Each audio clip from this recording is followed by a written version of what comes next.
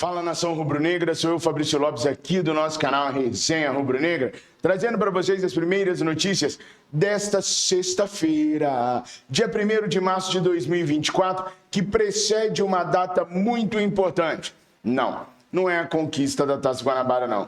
É o meu aniversário. Não, brincadeiras à parte, o Flamengo pode ser campeão amanhã contra o Madureira no dia do meu aniversário. Eu nunca comemorei um título do Flamengo no meu aniversário. Vai ser amanhã, se Deus quiser.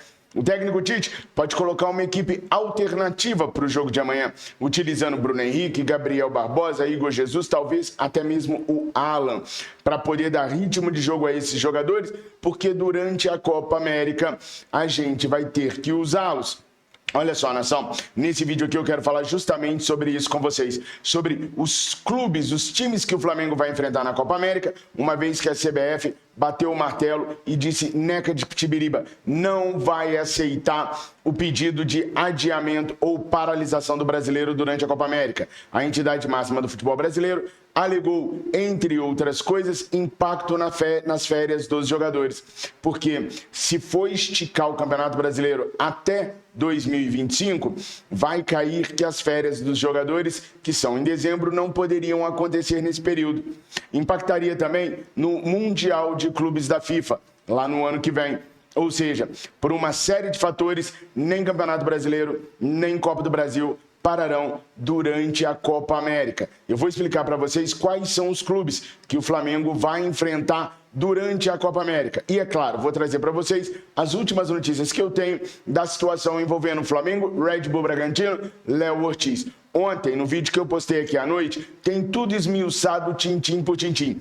Hoje, eu já lancei minha matéria lá no portal O Dia, jornal pelo qual eu escrevo, também com todos os detalhes. Então, eu vou trazer um resumo aqui para vocês, para não ficar repetitivo e você ficar chateado comigo, valeu? Olha só, mas começa da seguinte maneira.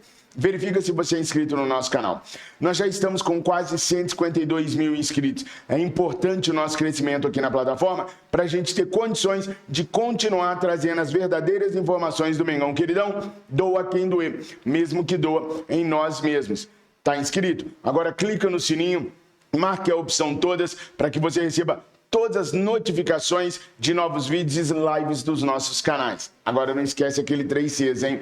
Curta, comenta e compartilha.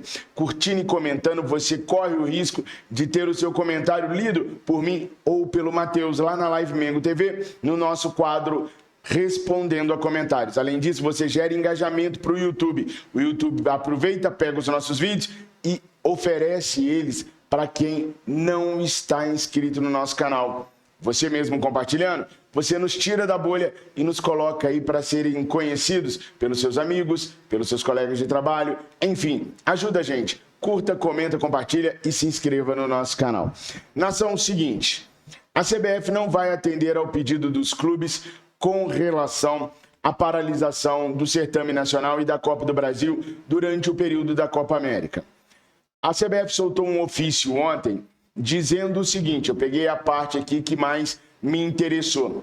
Ainda aplica-se à Copa do Brasil o mesmo argumento veiculado pelos clubes signatários do ofício no que tange as eventuais desfalques em competições por força de convocações, na medida em que, na proposta apresentada, as fases de oitavas e quartas de final ocorreriam exatamente durante a Copa América 2024, ficando as entidades de prática desportiva também desfalcadas, mas em campeonatos de fase eliminatórios e com alta premiação financeira. Sobre esta questão, é importante ressaltar que para garantir aos clubes que possam manter um elenco suficiente e sólido para a temporada, é assegurado pela CBF a inscrição de até 50 atletas, podendo substituir até 8 atletas dessa lista, ou seja, perfeitamente viável aos clubes o planejamento de seu elenco, evitando eventuais impactos gerados por convocações de seleções nacionais, não se tratando de fato imprevisível.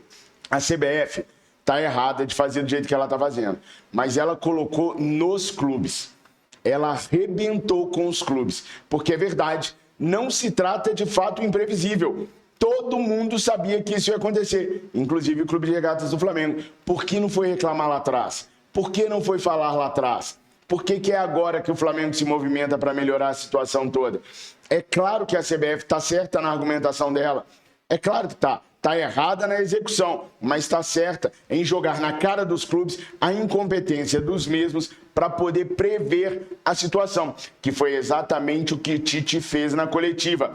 O Tite colocou de responsabilidade do Flamengo antecipar essas situações, me trazendo o elenco de qualidade para eu poder disputar as competições quando houver Copa América e eu tiver a maioria dos meus jogadores convocados. O que a CBF falou aqui em cima é exatamente o que o Tite falou para o Flamengo, que obrigou o Flamengo a correr atrás do Léo Ortiz. Então, não teremos a paralisação, a bagunça do futebol brasileiro continua e os jogos que a gente vai enfrentar durante o período da Copa América, que é do dia 20 de junho a 14 de julho, são Fluminense e Flamengo no dia 16. Por que no dia 16 se começa no dia 20?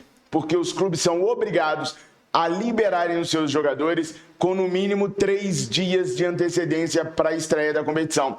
3 dias antes, 17/6. Só que em competições grandes como Copa do Mundo, Copa América, geralmente se libera 5, 6 dias antes. Então o Flamengo vai ser obrigado a liberar seus atletas no período que as seleções exigirem. Por isso, Fluminense e Flamengo já devem contar com desfalque de vários jogadores. 19 de junho, Juventude e Flamengo, lá embaixo, no Caxias do Sul, fora de casa.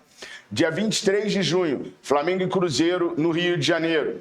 Dia 26 de junho, Atlético Mineiro e Flamengo em Minas Gerais. Dia 30 de junho, Flamengo e Cuiabá, Rio de Janeiro. Dia 3 de julho, Flamengo e Fortaleza, Rio de Janeiro. Dia 7 de julho, Inter e Flamengo, lá no Rio Grande do Sul. Dia 10 de julho, Flamengo e Criciúma, no Rio de Janeiro. São 8 jogos de Campeonato Brasileiro, mais 4 jogos de Copa do Brasil. 2 de oitavas de final, 2 de quartas de final. Ou seja, no total serão 12 jogos, mais 8 de Campeonato Brasileiro. São 24 pontos em disputa. 5 jogos em casa e 3 jogos fora de casa. Dos grandões aí, Flamengo e Fluminense, Flamengo e Atlético Mineiro, Inter e Flamengo são os jogos mais perigosos. Mas a gente já viu outras vezes o Flamengo perdendo pontos para equipes menores, até por falta de elenco, jogadores lesionados ou servindo às seleções. Bom, o que pode acontecer com o Flamengo é a gente ter essa escalação aqui durante o período da Copa América. Matheus Cunha, porque o Rossi vem sendo amplamente divulgado na Argentina. Esse recorde sem levar gols do Rossi está sendo muito discutido pela imprensa argentina, então é muito possível que o Rossi seja convocado para a seleção argentina. Teríamos o Matheus Cunha, o Wesley na lateral direita, em virtude do Varela estar com a seleção uruguaia. Fabrício Bruno e Davi Luiz, em virtude do Léo Pereira estar com a seleção brasileira, provavelmente. Aliás, a convocação sai hoje, às 13 horas. Bom, podemos ter aí também o Léo Ortiz, mas vamos contar com os ovos que já estão na cesta. Aqueles que estão no fiofó da galinha, vamos deixar a galinha botar primeiro para a gente saber o que vai acontecer. Ayrton Lucas na lateral esquerda. Isso se não convocarem o Ayrton Lucas. Porque se convocarem o Ayrton Lucas, nossa única opção vai ser o José Wellington. Por que a nossa única opção vai ser o José Wellington? Porque o Matias será convocado para a seleção do Uruguai. Se convocarem o Ayrton Lucas, a única opção é o Zé Wellington, número 39, de 20 anos, que está neste momento com o Sub-20 do Flamengo disputando a Copa Libertadores da América da categoria. Claro, Libertadores acaba daqui a pouquinho. Nesse período de 20/6 a 14/7, ele vai estar disponível para o Flamengo e pode vir a ser o lateral esquerdo do Mengão, caso o Ayrton Lucas seja chamado pelo técnico Dorival Júnior. Vale lembrar que essa convocação do Dorival não é a convocação para a Copa América, mas os jogadores que forem convocados agora têm muitas chances de estarem na convocação para a Copa América também. Aí no meio de campo, o Igor Jesus ou o Alan, né? O Alan já vai estar recuperado, espera-se que o Alan esteja à disposição do técnico Tite neste final de semana contra o Madureira. O Igor Jesus sai à frente aí porque vem desempenhando um papel melhor e mais produtivo em 2024. O Gerson já vai ter retornado dos seus problemas, ele retorna ali em meados de abril, então o Gerson vai poder nos ajudar e muito provavelmente o Vitor Hugo vai compor o meio de campo aí ideal deste Flamengo.